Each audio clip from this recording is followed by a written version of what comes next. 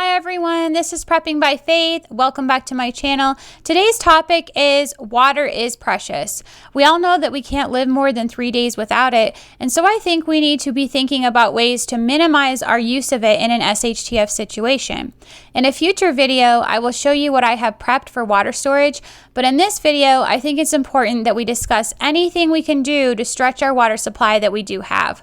First, when I think of water, I think of the fact that not only do we need it to drink, we need it to cook with, keep ourselves clean, and keep our homes clean. So the first thing we're going to talk about is how to stretch our water supply when it comes to cooking.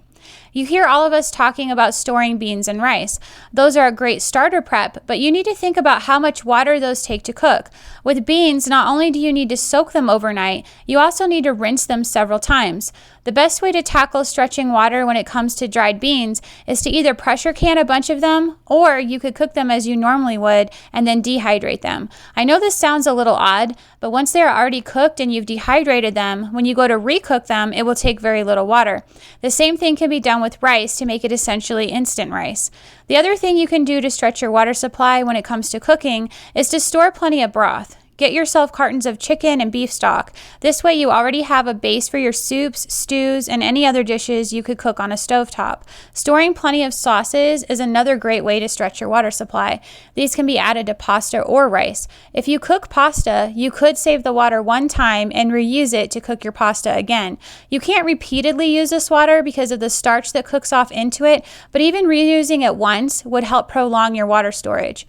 Storing soups like the Campbell's Chunky version and the ones by Progresso is another way to help stretch your water supply since no water needs to be added to these. As far as washing dishes goes in an SHTF, you could use a baby wipe to wipe out most of the food residue.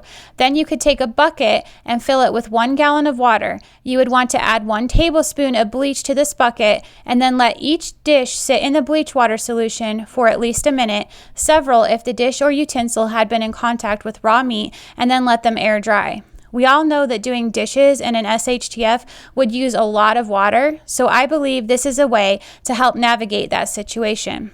When it comes to keeping your home clean in an SHTF when water is scarce, I have created a video on this already, so check it out in the description box below.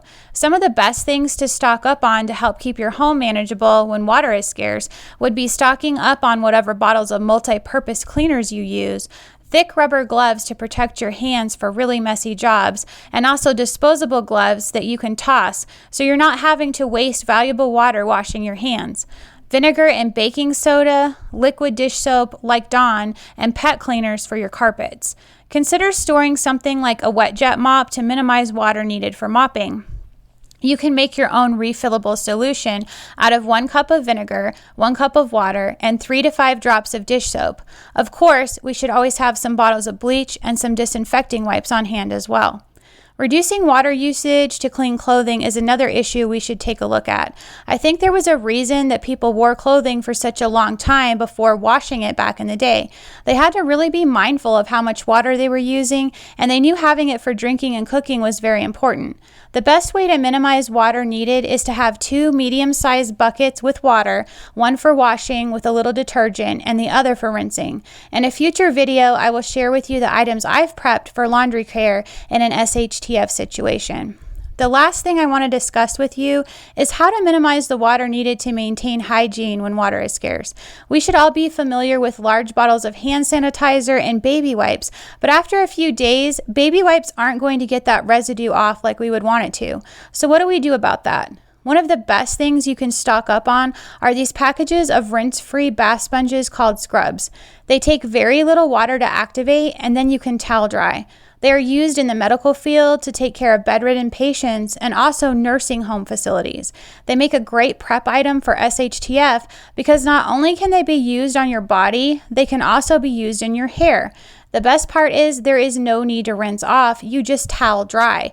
You could also consider stocking up on dry shampoo or baby powder for your hair. If you're interested in other ways to maintain your hygiene, I have created a more extensive video for you that I will link in the description box as well. It is very important that we consider ways to minimize our use of water in an SHTF situation, as it will be more valuable than gold. We cannot live without it, and I would imagine that many of us are vastly unaware of how much we use on a daily basis.